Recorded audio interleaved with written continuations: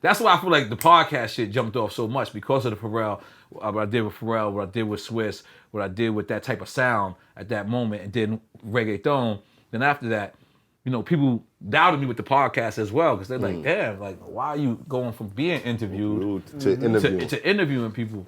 And I just realized, like, eventually, I feel like battle rap, I feel like albums will come out on podcast. Yeah. Because why should I fuck with the middleman? Just think about it. Like, even Instagram, love it. Twitter, I love it. But my messages ain't going direct to my fans. Yes. My messages is going to their algorithms. Then it's going, even though it's like 1 split second, they get that message prior to that. You understand what I'm saying? So you're dealing with a middleman. What if there is no middleman? What if there is a real direct to consumer? That's why I knew they kind of slowed me down on the podcast game because what I was doing was, when we was getting millions, at one point, we was getting like 3 million a week. In the beginning. In the beginning, we was getting 3 million. Because everybody was like, there was nobody. So I'm talking about we was doing 3 million a week. So what I was doing, it's not a record. So what I was doing was I was dropping the record and I was going to Sound Exchange and saying, yo, y'all owe me 3 million. And they were like, yo, we gotta stop him somehow. Because I'm not lying. Where's the liar in this? Listen, if these numbers say that and I put a record there, then that Sound Exchange, if that would have been on iTunes, that's crazy. They would have had to pay me like that. Very intelligent. So they kind of slowed me down. They kind of said, listen, black man, you're going too crazy, baby. Like, hold up. And that's when I said, okay, I didn't back down. I just backed down publicly. I'm hiring lawyers, and I got lawyers to figure that out. If Raekwon has 3 million people on his podcast, and he drops his album on his podcast, and 3 million people listen to it, how you gonna tell me that's not 3 million? Yeah, that's not 3 million spins right there. All right, maybe it's not hard copies, so you have to offset it, but there's something there that we're missing, and I'm gonna figure that shit out. I'm gonna just tell you, bro. Right, because it's exceptionally, I feel like a lot of the podcast rules is kind of like, everybody's learning as you go, because there's no pamphlet, like there's no rules. Listen, that's exactly what you said. It's either that or somebody know and they like, nah, we can't. It's new. It's you know what it is. In the next 2 years, record labels they're gonna put that as part of your image. Yep. They're gonna sign you and say, I own your digital, I own this, and that, and I own your podcast rights. Now you're saying to yourself, okay, here, take my podcast rights, because you're not thinking about making a podcast. Right. But then something like COVID hits. You can't do no shows no more. You want to do a podcast. Now you don't know that $3 million or that $2 million that you just took, you can't even get no money off your own podcast. So this is why I'm trying to tell people, sign your fucking self right now. To your own shit. Right. You know what I'm saying? So this way you sign to a label, you say, yo, listen, I got motherfucking Pink Lemonade podcast, I got such and such podcast that you can't be involved with. You know what I'm saying? And that way it irons itself out. But this is I knew this was gonna be it.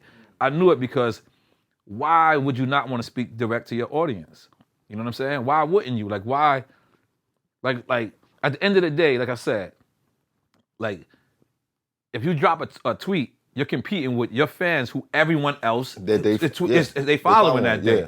But a podcast is different. They have to click that link. They have to click it. They have to go scroll down to you. Right. For instance, what I'm trying to say is no one listens to your podcast by mistake. Right. They're You going can't directly to stumble it. onto, especially the audio part. You can't stumble onto that. Right. They have to hit that app. They have to all be subscribed. You know what I'm saying? So I'm just saying, once all of our fans, once you can say, I got 1 million people, and some of them might hate you, right? Yeah. But even your haters want to listen to you to make sure they still got a reason to hate. Yeah. You know what I'm saying? Yep. Yeah. This is what I'm trying to say. Yeah, So I love it. when you put those algorithms together, I'm not gonna lie, they're gonna slow me down again. Because I'm being honest, this time I'm sending a white person there.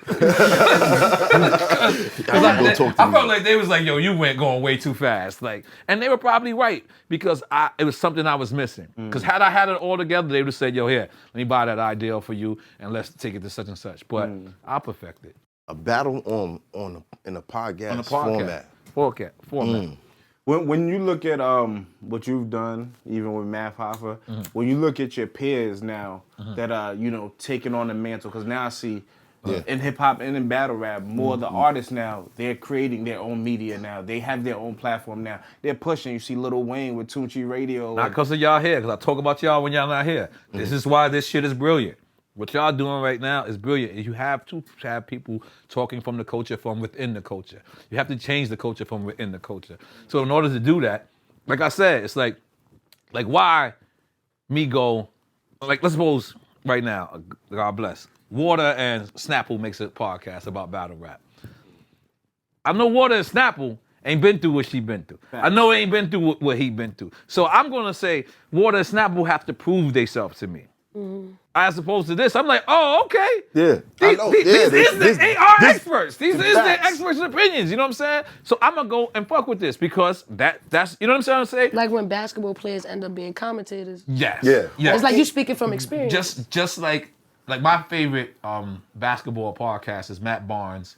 Yeah. All the smoke. Yeah, all the smoke. Shit's All fun. the That's- And I smoke. was going to say that too with the battle of the artists. Yeah. But let's be Everyone- clear, Matt Barnes was on Drink Champs first, so I have to say, That's a motivation. Yeah, I have to say, Got you. but Shout out I to Matt. can't claim his thing. What I'm saying is that's what I inspired. I inspired for them to talk from within the NBA. You know what I'm Yes. saying? Yeah. And those are the best shows to me. Yeah, because the raw. Allen Iverson ain't fronting. You see when Allen Iverson Yo, came up he there, was he chilling. ain't fronting. You know what I'm Talking saying? like he on the block. They talk so They be on like, their nigga like, shit. we They chilling. smoking they bud. I'm like, this is fire.